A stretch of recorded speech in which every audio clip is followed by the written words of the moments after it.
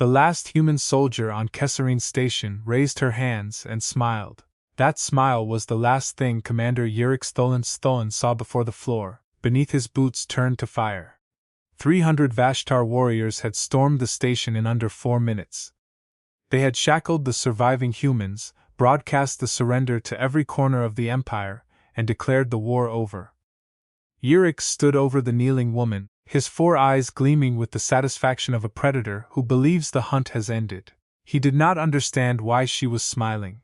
Humans, he had been told, wept when they lost. They begged. They broke. She did neither. You should have taken the deal, she said quietly. When we still offered one. Yurik laughed, a wet clicking sound that echoed down the station's shattered corridor. You have no deals left to offer, human. Your fleets are ash. Your colonies are ours.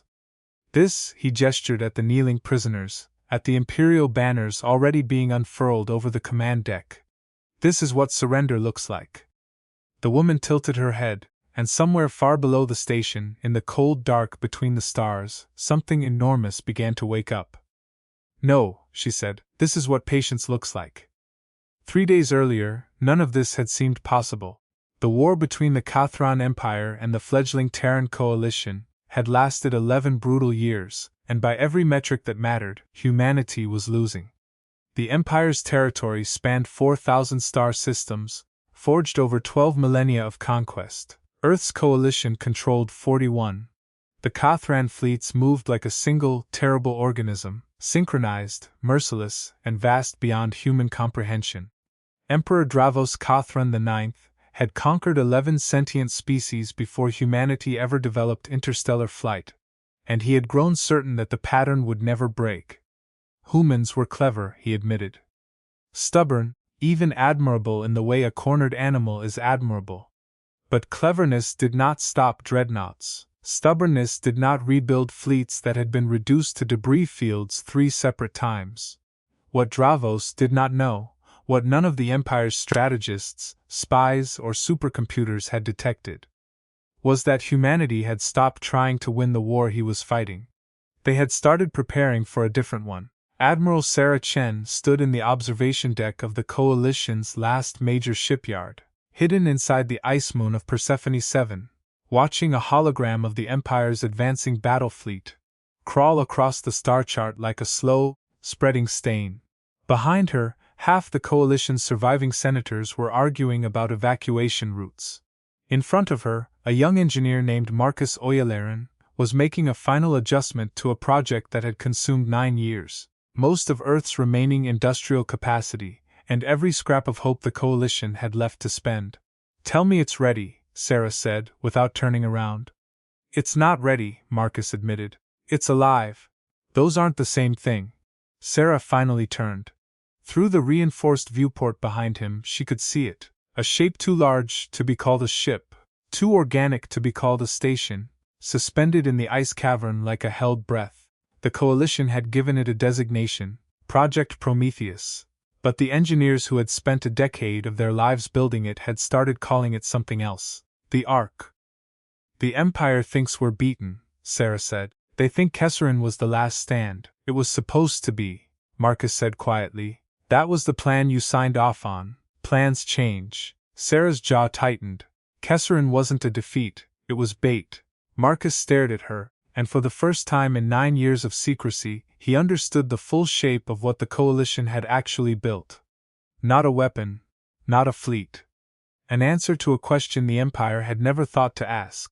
What happens when a species that cannot match your numbers refuses to fight your kind of war at all? Emperor Dravos received the surrender broadcast from Kesserine Station, with the calm satisfaction of a man completing an old ritual. He had watched 11 species kneel before him.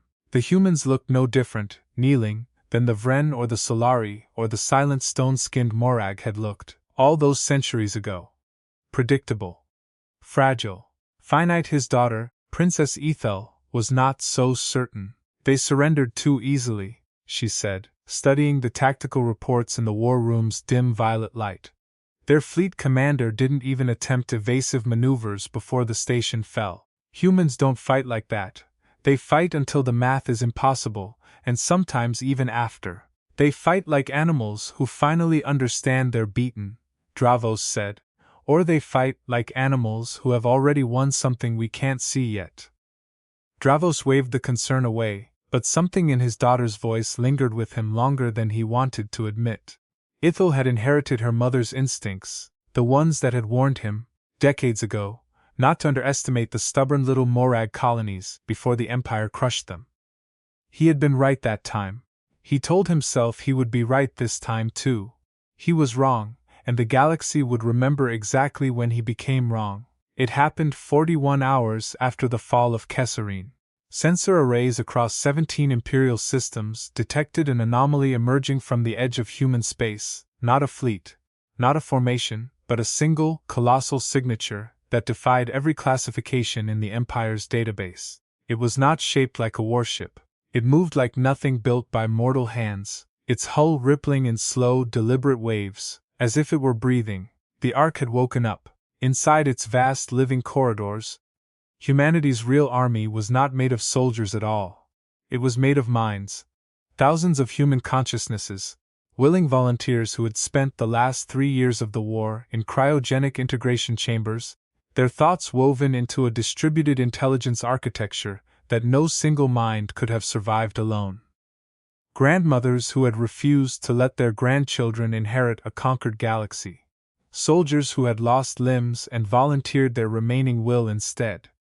Scientists who understood that raw firepower would never be enough, and that the only weapon left to build was understanding itself. Sarah Chen's voice was the first the Empire's scouts heard, transmitted on every frequency at once, calm and unhurried. This is the Terran Coalition. We are not here for revenge. Princess Ithel watched the Arks approach from the bridge of her father's flagship, and for the first time in her life, she felt something she had never associated with humans before. Awi. Recall the fleet, Dravos ordered, his 4 eyes narrowing. Full engagement. Concentrate everything on that single target. 200 Imperial warships turned as one, their weapons charging in perfect synchrony, a wall of firepower that had ended civilizations in under an hour. The Ark did not fire back. Instead it opened. Its hull unfolded like the petals of some impossible flower, and from within, thousands of smaller vessels emerged, not warships, but something the Empire's tacticians had no name for. Each one broadcast a single human volunteer's consciousness, augmented and amplified, capable of adapting to Imperial weapons faster than the Empire's own gunners could recalibrate. They did not destroy the Kathran fleet. They disabled it, ship by ship, with a precision that felt less like war, and more like a lesson being taught to a species that had refused every other opportunity to learn it. Impossible, Dravos whispered, watching his invincible armada go dark around him, engine by engine, weapon by weapon, without a single hull breached. Not impossible, Ithel said softly, something like respect breaking through her shock. Just something we never bothered to understand. Aboard the Ark, Sarah Chen watched the Imperial flagship go dead in the water, its weapons silenced, its crew alive and unharmed. Marcus stood beside her, his hands trembling, not from fear, but from the enormity of what 9 years of sacrifice had finally accomplished. We could have destroyed them, he said, all of them. Right now, that was never the mission, Sarah said. We didn't build the Ark to win a war of extermination. The Empire has spent 12,000 years teaching the galaxy that strength means conquest. We're here to teach a different lesson. The final transmission that reached Emperor Dravos was not a demand, it was not a threat. It was Sarah Chen's voice, steady and unshaken, offering something no conquered species had ever been offered by the Kathran Empire before. A choice. You have a decision to make, Emperor, she said. You can keep fighting a war you can no longer win by force, or you can sit down with a species you were certain you understood, and discover how wrong you were. Dravos stared at the darkened viewport, at his silenced fleet, at his daughter's face reflecting something dangerously close to hope, and for the first time in his 12,000-year reign, the Emperor of the Kathran Empire did not know what came next. 3 months later, the first Kathran ambassador stepped off a shuttle onto Earth's soil, expecting to find a species, finally broken by war. He found children playing in the ruins of a rebuilt city, laughing at a sky that no longer held enemy fleets. He found engineers repairing what was lost instead of building weapons to replace it. He found Sarah Chen waiting for him with an outstretched hand instead of a raised gun. Humanity had not won the war by becoming stronger than the Empire. They had won it by refusing, until the very end, to become the thing they were fighting.